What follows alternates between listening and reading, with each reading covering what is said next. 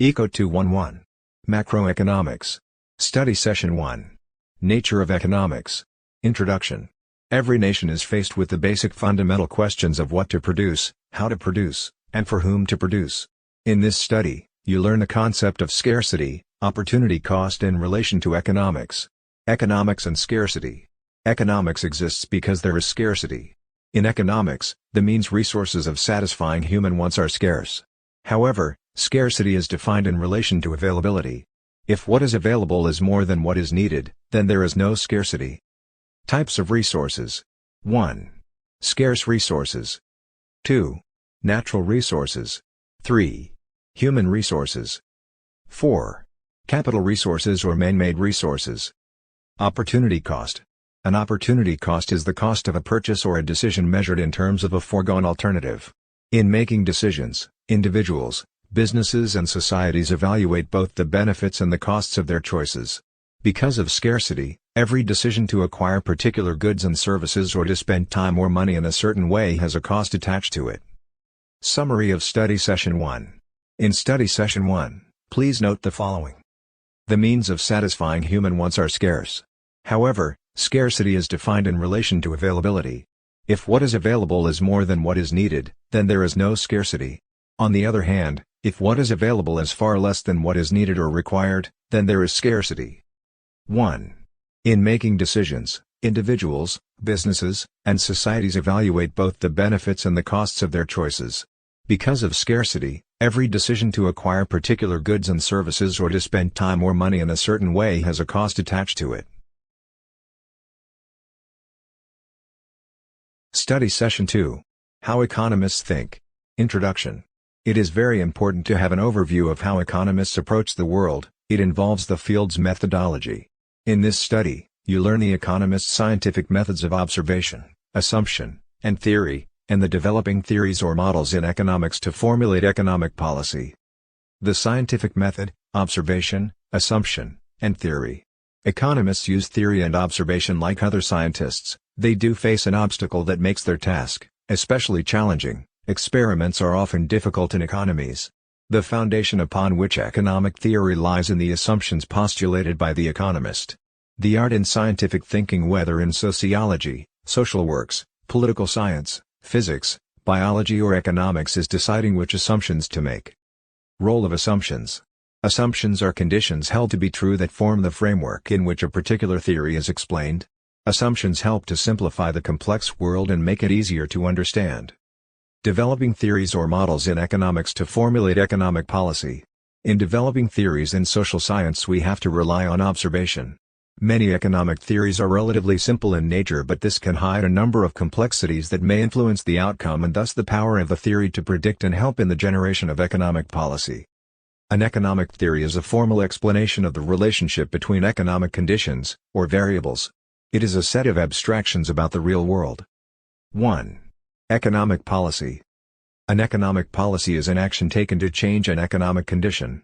A tax decrease to speed up the economy, removal of petroleum subsidy to privatize the downstream sector, and quotas on foreign-produced items are all examples of economic policies.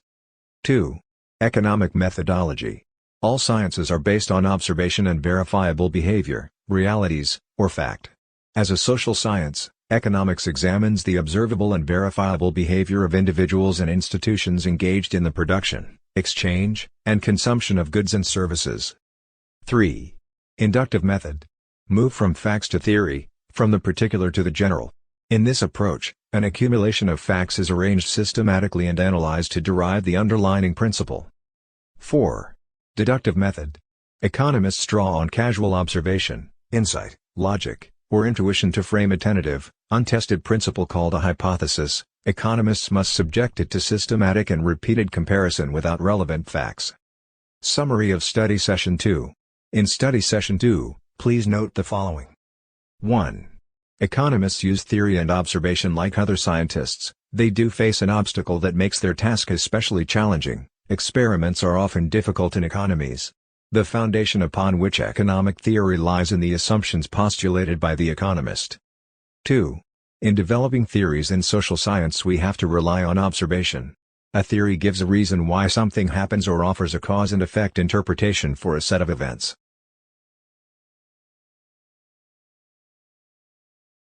Study Session 3.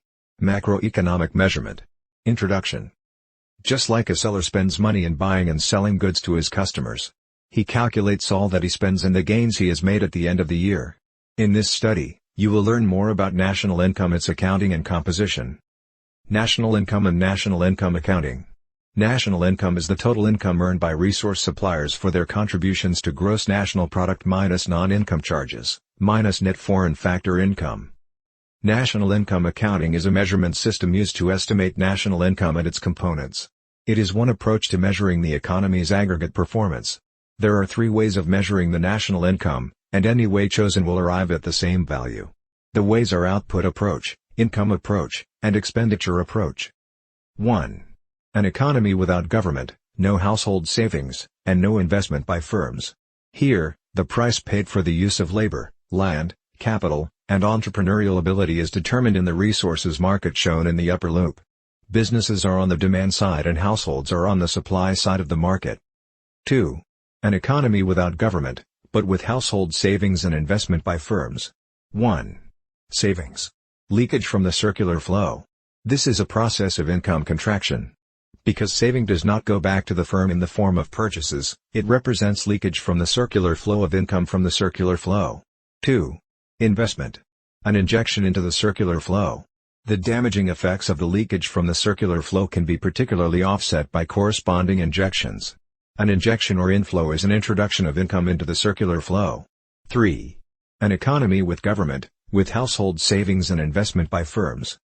What can government do to modulate savings in economic activity that result from discrepancies between savings and investment? Like savings, government taxes are a diversion of consumer purchasing power away from the circular flow. Corporate income taxes, property taxes, and sales and excise taxes also divert funds from businesses and stockholders to the government. National income composition. This is the final step of allocating gross net product, also known as GNP, and national income among the income side components of the GNP identity: consumer expenditure C, savings S, tax payment E, and private transfer to foreigners RF.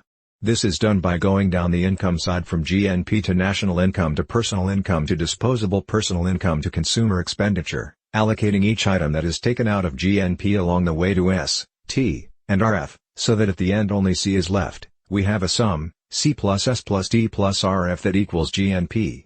Shortcomings of GDP as a measure of economic welfare. Gross domestic product, also known as GDP, is a reasonably accurate and extremely useful measure of domestic economic performance. It is not, and was never intended to be, an index of society's overall welfare, its total satisfaction. GDP is merely a measure of the annual volume of goods and services produced. 1. Non-market transaction. Certain production transactions do not take place in markets. 2. Leisure. The expanded availability of paid vacations, holidays, and leave time has the effect of reducing the work year, which gives increased leisure time and, thus has a positive effect on individual welfare. 3. Quality of product. GDP is a quantitative, not a qualitative, measure. It does not accurately reflect improvements in product quality. 4. Composition and distribution of output.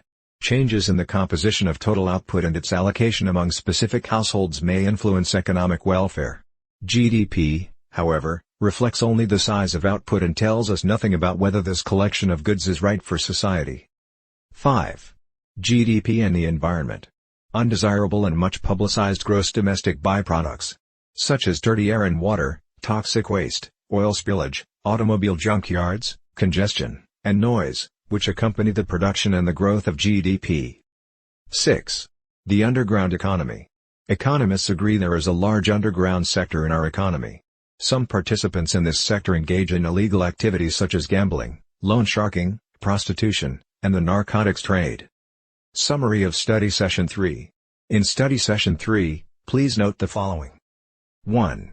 National income is the total income earned by resource suppliers for their contributions to gross national product minus non-income charges, minus net foreign factor income.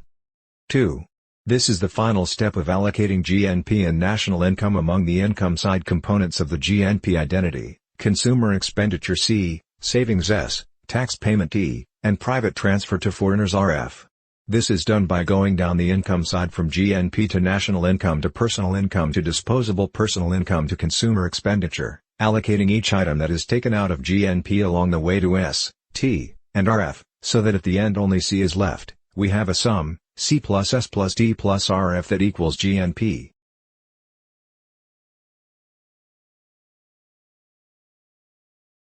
Study Session 4. Aggregate Expenditure Models. Introduction. Two of the most critical questions in macroeconomics are 1. What determines the level of GDP, given a nation's production capacity? 2. What factor can cause real GNP to expand in one period and fall in another? To answer these questions, the aggregate expenditures model will have to be constructed. It will be important to look at the historical event of the past and the views of the economist at that time. The Depression of the 1930s was worldwide. Classical economics and Say's law. Say's law is attributed to the 19th century French economist, J.B. Say. Say's law is the seemingly simple notion that the very act of producing goods generates an amount of income equal to the value of the goods produced. The production of any output automatically provides the income needed to take that output off the market, the income needed to buy what is produced. Thus, supply creates its own demand. Keynes and Keynesian economics. In Keynes' general theory of employment, interest, and money, Keynes attacked the foundations of classical theory and touched off a major revolution in economic thinking on macroeconomic questions.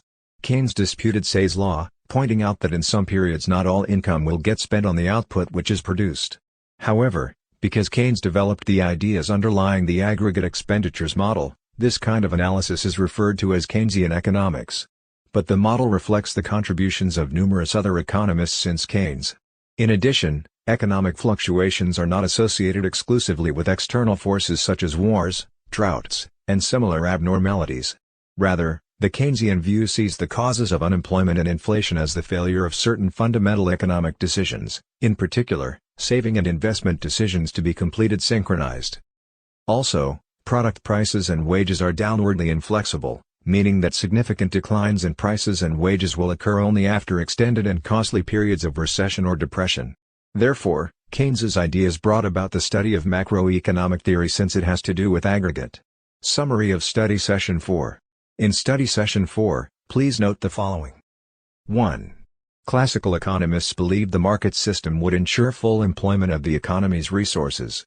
They acknowledged that now and then abnormal circumstances such as wars, political upheavals, droughts, speculative crises, and gold rushes would occur, deflecting the economy from full employment status. The thinking of the classical is in line with Say's law, with is the seemingly simple notion that the very act of producing goods generates an amount of income equal to the value of the goods produced. 2. In his general theory of employment, interest, and money, Keynes attacked the foundations of classical theory and touched off a major revolution in economic thinking on macroeconomic questions. Keynes disputed Say's law, pointing out that in some periods not all income will be spent on the output which is produced.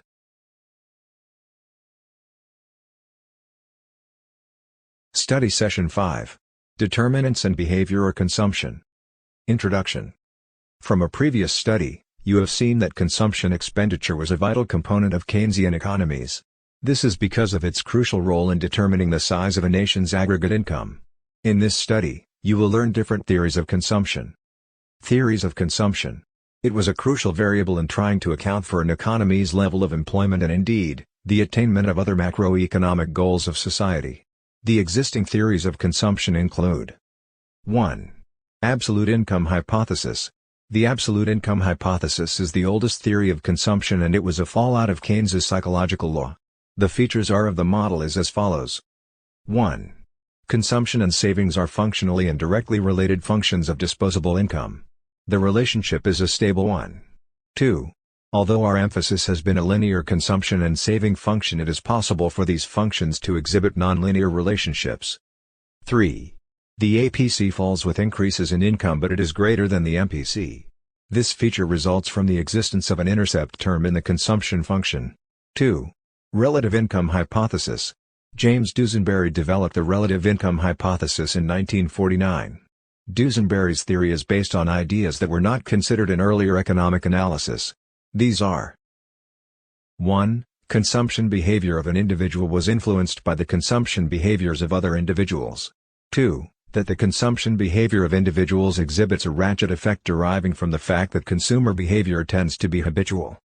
Duesenberry posited that an individual's consumption and saving decisions are influenced by his social environment.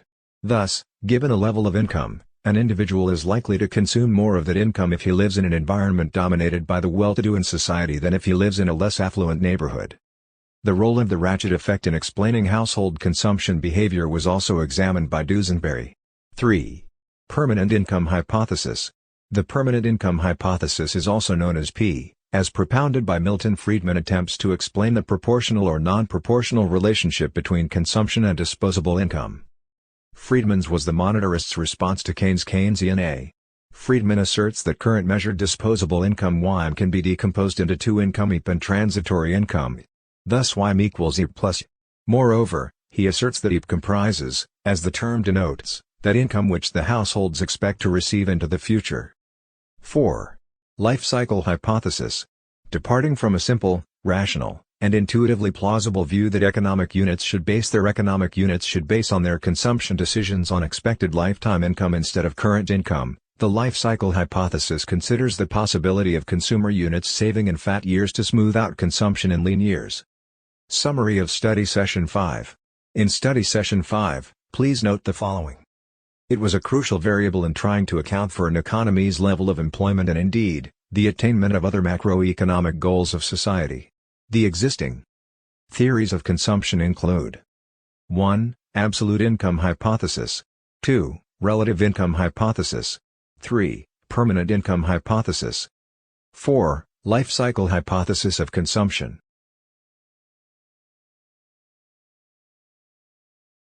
Study Session 6. Determinants and Behavior of Investment. Introduction. Investment is one of the most important variables in economics. On its back, humans have ridden from caves to skyscrapers.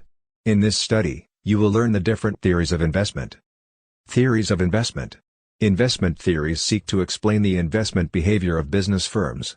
Like consumption, a number of theories seeking to explain the investment behavior of business firms exist in the literature. Some of them include 1. Accelerator theory of investment. The accelerator theory of investment posits that current net investment is a function of changes in income. It explains net investment as a function of growth in aggregate demand. Two of the versions of the acceleration hypothesis can be distinguished. These are the fixed accelerator and the flexible accelerator. The fixed accelerator is characterized by two distinguishing features based on the underlying assumptions. In the first case, there is an assumed fixity of the ratio of current desired capital stock to current output. 2. Marginal efficiency hypothesis. The marginal efficiency theory of investment is traceable to the works of John Maynard Keynes.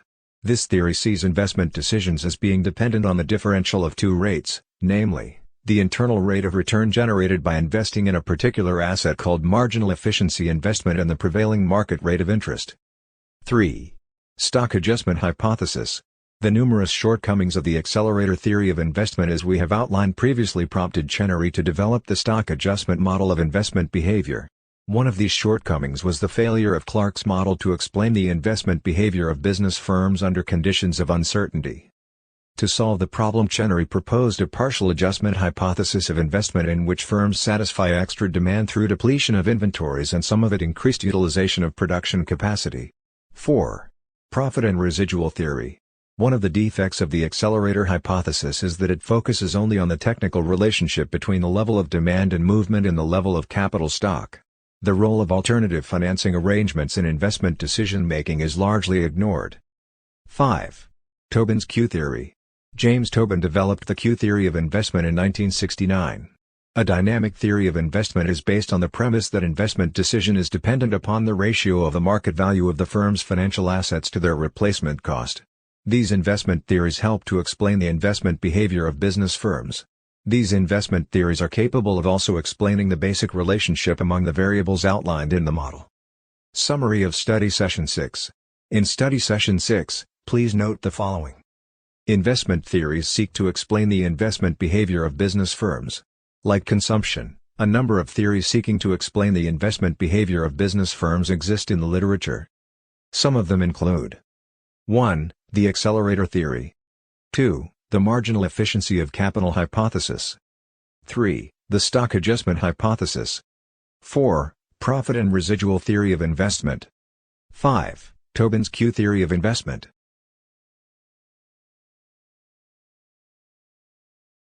Study Session 7. Government Sector. Introduction. It is important to understand the operation of the government sector for several reasons. First, the magnitude of taxes and expenditure makes government units extremely important in the functioning of the economy.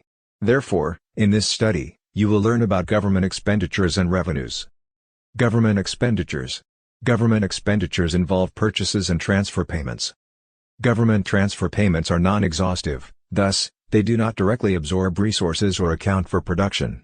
Social Security welfare payment and unemployment compensation are examples of transfer recipients making no current contribution to domestic output in return for the payments.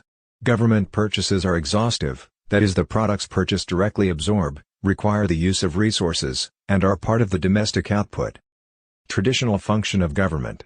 Government decisions cover the overall economy, adding to and subtracting from individual incentives to work, save and invest for the future. Several functions traditionally belong to the government. 1. To define and protect property rights. 2. To protect the public from crime and bring criminals to justice.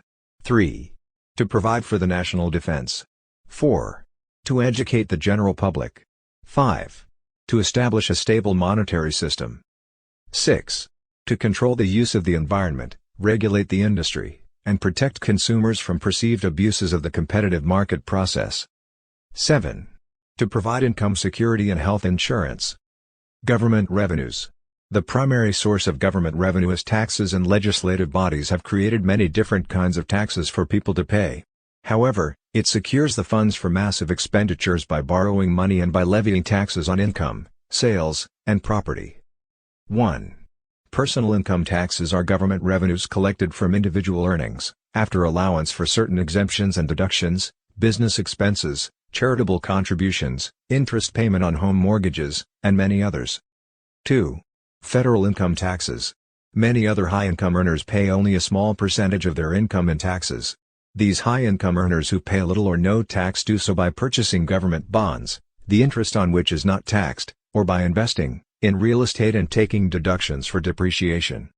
Furthermore, the federal personal income tax is a progressive tax, meaning that people with higher incomes pay a percentage of their income as taxes than do persons with lower incomes. The progressivity is achieved by applying the higher tax rate to successive layers or brackets of income. The tax rate is referred to as the marginal tax rate. The marginal tax rate is the rate at which the tax is paid on each additional unit of taxable income. Economic effect of taxes. 1. It can discourage people from earning a taxable income or from seeking a higher income through education or a job. Generally speaking, the higher the income tax rate, the less the incentive to earn an income and the more incentives to avoid taxes. 2. High corporate taxes can discourage investment in corporations and retard the growth of the industry. It also encourages people to spend on relatively few products and services, food or clothing, if they are not subjected to sales tax. 3. Property taxes can discourage people from accumulating property and can encourage them to consume instead. Summary of Study Session 7. In Study Session 7, please note the following. 1. Government expenditures involve purchases and transfer payments. Government transfer payments are non-exhaustive, thus, they do not directly absorb resources or account for production. Government purchases are exhaustive, that is, the products purchased directly absorb, require the use of resources, and are part of the domestic output. 2. The primary source of government revenue is taxes, and legislative bodies have created many different kinds of taxes for people to pay. However, it secures the funds for massive expenditures by borrowing money and by levying taxes of income, sales, and property.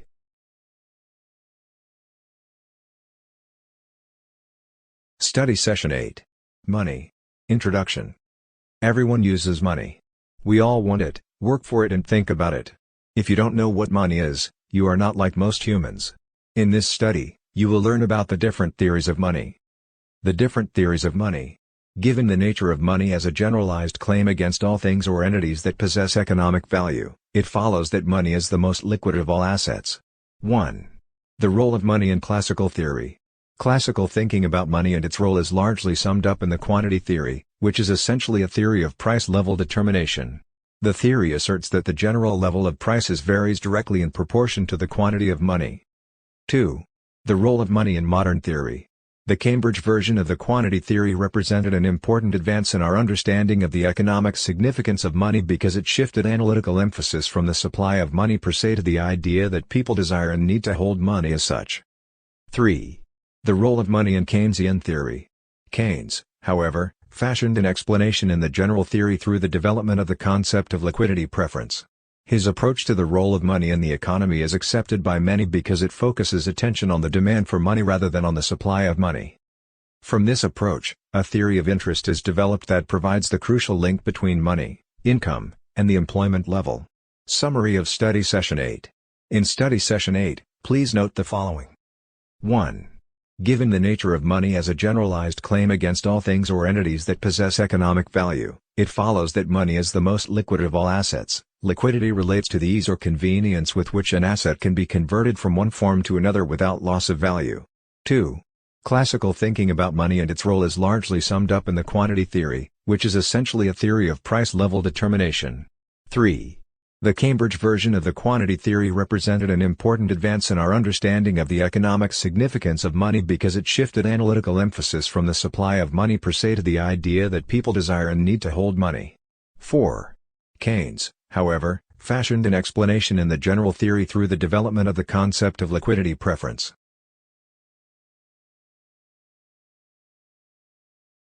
Study Session 9. Business Cycle. Introduction. The business cycle is the fluctuation in economic activity that an economy experiences over a period of time. In this study, you will learn different theories on the causes of business cycles and tools for predicting the business condition. Some theories of the causes of the business cycle. A business cycle is a recurring but irregular swing in general economic activity or a smaller pattern of ups and downs within a major long-term trend. 1. The classical school theory. Classicism is a macroeconomic theory that emphasizes that one economy, in the long run, will, if unimpeded, achieve equilibrium and neutrality of money. According to the theory, a rise in unemployment would depress wage rates because more workers would be competing for fewer jobs. 2. The Keynesian school theory. Keynesian economist follower of British economist John Maynard Keynes believes that the principal cause of low production and unemployment is inadequate total spending. Together, consumers, businesses, and government do not demand enough goods and services to employ the labor forcefully. 3. The monetarist school theory. This school tends to see inflation and economic instability as largely a monetary problem. Monetarism is a macroeconomic theory that emphasizes a non-activist economic policy. They believe that the economy is inherently stable and will usually return to its natural state after any temporary disequilibrium. Thus, they recommend an automatic money supply growth rate such as 2 to 4% per year or at least a smoother and slower rate of growth of the money stock, rather than discretionary authority by the monetary authority. However, the monetarists share many of the views of the classical school of economist. 4. Rational expectations school theory. Rational expectations is a macroeconomic theory that emphasizes the futility of macroeconomic policymaking because people acting in their own self-interest will make adjustments to their anticipations or expectation based on what they know. Tools used in predicting business conditions. The following are among the tools economists use in predicting business conditions. 1. Leading indicator. 2. Coincident indicator. 3. Lagging indicator. 4. Composite index of leading indicators. Summary of Study Session 9. In Study Session 9, please note the following. 1. A business cycle is a recurring but irregular swing in general economic activity or a smaller pattern of ups and downs within a major long-term trend. It involves several years' movements which can last for several years within the long-term trend. 2. The following are among the tools economists use in predicting business conditions. 1. Leading indicators. 2. Coincident indicator. 3. Lagging indicators. 4. Composite index of leading indicators.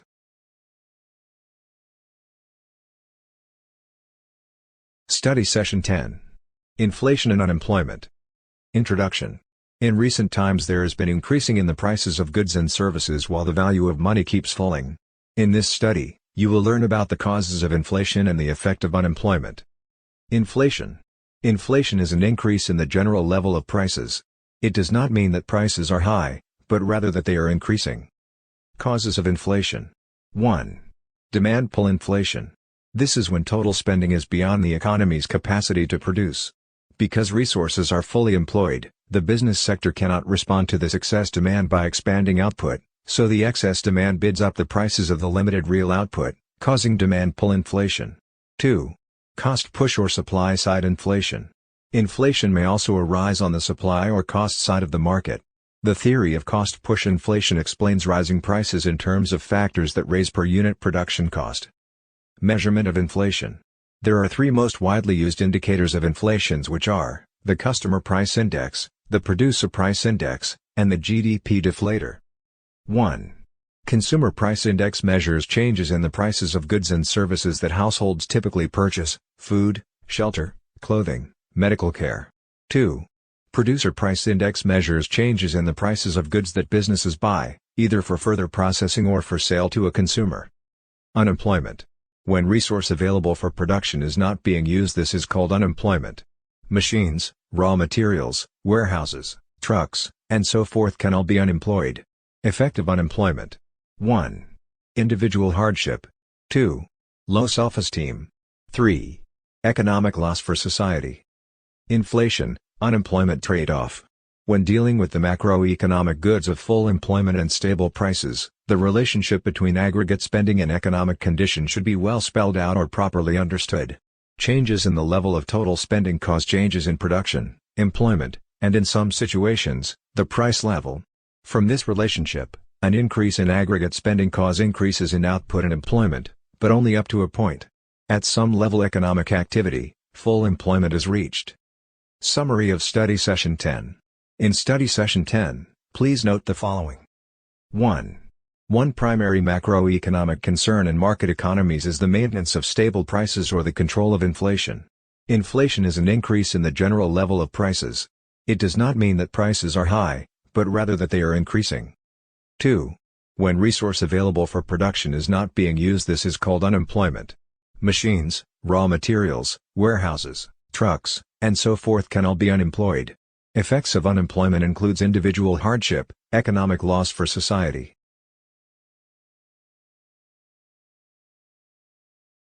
Study Session 11. Macroeconomic Policy. Introduction. Recall that the major objectives of macroeconomics are full employment, price stability, and full production and economic growth. In this study, you will learn about fiscal policy and monetary policy. Fiscal policy. This strategy uses government-induced spending changes to influence the economy.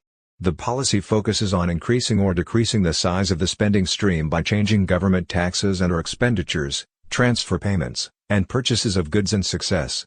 1. Discretionary fiscal policy. Discretionary fiscal policy is the deliberate manipulation of taxes and government spending by the National Assembly to alter real GDP and employment, control inflation, and stimulate economic growth. 2. Expansionary fiscal policy. When a recession occurs, an expansionary fiscal policy may be in where the GDP of the economy falls below the full employment level. What should the federal government do to move the economy to the full employment GDP? It has three main fiscal policy options. 1. Increase government spending. 2. Reduce taxes, or 3. Use some combination of the two. 3. Contractionary fiscal policy. When demand pull inflation occurs, a restrictive or contractionary fiscal policy may help to control it.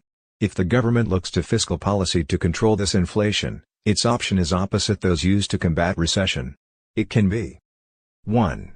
Decrease in government spending. 2. Raise taxes, or 3. Use some combination of these two policies. 4. Automatic or built stabilizers, non-discretionary fiscal policy. To some degree, government tax revenues change automatically, and in a counter-cyclical direction, over the course of the business cycle. These automatic responses or built-in stability result from the makeup of most tax systems. Monetary policy. This is an economic strategy, by the government, that uses reserves, loan-making, interest rates, and other monetary instruments to influence the economy. It focuses on changing the levels of saving and especially borrowing through the economy's financial institutions. However, just as in the case of the fiscal policy, when the economy is faced with a recession, the monetary authority reduces the interest rate to encourage borrowing for spending, or increase the money supply for individuals to hold more money. This will push the economy's aggregate demand rightward.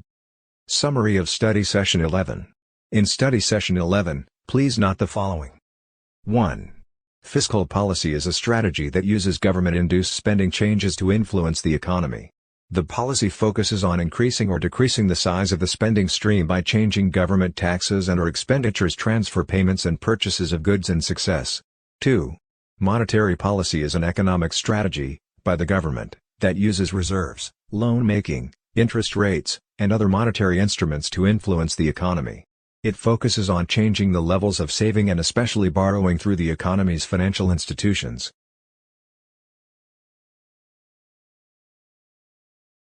Study Session 12. Financial Markets. Introduction. When a firm starts a new business, it needs to obtain funds. These funds are capital. The new firm needs these funds to purchase, rent or build physical capital. In this study, you will learn about financial capital in the capital market. Financial capital. Firms can obtain financial capital in two different ways, by issuing debt and by issuing equity. Examples of debts are bank loans and corporate bonds. Loans and bonds are types of contracts called debt contracts in which the lender agrees to provide funds today in exchange for a promise that the borrower will pay back the funds at a future date with interest. Capital market. The capital market is made up of primary and secondary markets. The primary market, also known as the new issues, is used when governments and firms initially sell securities. The firms engage in two types of primary markets in sales of debt and equity, public offerings, and private placements. The secondary market, which is the stock exchange market, is the market where already sold debt and equity securities are traded. There are two kinds of secondary markets, auction markets and dealer markets.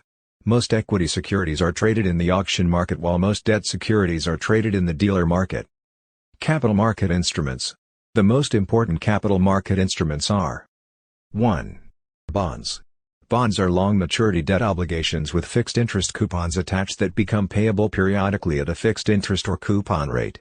The yield to maturity bonds is affected by the market price of the bond in addition to the coupon rate. If the market price is lower than the redemption price, then a capital gain raises the yield to maturity above the coupon rate. 2. Mortgages and term loans. Mortgages are loans secured by a physical asset such as buildings or land. They are typically originated to support the purchase of a home or building and carry maturities from 20 to 30 years. In fact, over half the mortgages were written are for the purpose of apartment buildings and business facilities. Mortgages loans are made by banks, insurance companies, mutual savings banks, and savings and loan associations. 3. Stock. Common stocks are ownership or equity units in corporations. They carry voting right with respect to the direction of the firm and offer no assurances of fixed income to the owner. Preferred stocks carry no such ownership rights and often carry obligations for payment of dividends. Thus, they stand somewhere between the owner status of common stockholders and the lender status of bondholders or holders of term loan instruments. Summary of Study Session 12. In Study Session 12, please note the following. 1. Firms can obtain financial capital in two different ways, by issuing debt and by issuing equity. Examples of debts are bank loans and corporate bonds. Loans and bonds are types of contracts called debt contracts in which the lender agrees to provide funds today in exchange for a promise that the borrower will pay back the funds at a future date or with interest. Firms typically obtain loans from banks, but larger firms also issue corporate bonds.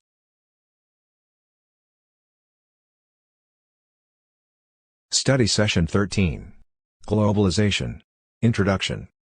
Globalization can be described as the increasing and the intensified flows between countries of goods, services, capital, ideas, information, and people, which produce cross-border integration of a number of economic, social, and cultural activities.